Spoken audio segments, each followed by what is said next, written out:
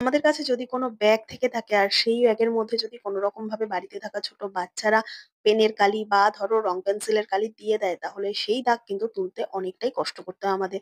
কেননা যদি সাথে, সাথে তুলে নেওয়ার ব্যবস্থা থাকে তাহলে তো কোনো অসুবিধা নেই। কিন্তু যদি অনেকদিন পর বা অনেকটা সময় পর আমরা এই দাগ তুলতে চাই সেক্ষেত্রে না উঠতে চায় না। কিভাবে আমরা এই যেকোনো ব্যাগের থেকে পেন, পেন্সিলের দাগ বা রঙের দাগ তুলবো তার জন্য যদি ঘরে রিমুভার থাকে খুবই ভালো। রিমুভার যদি না থাকে তাহলে কি করবে?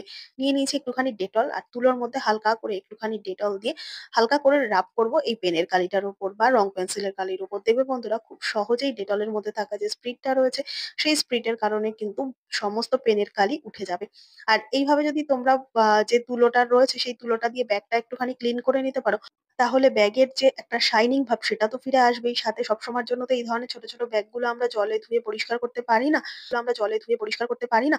তো এই ব্যাগগুলো কিন্তু ডিসইনফেক্টেড ও এইভাবে করা যায়।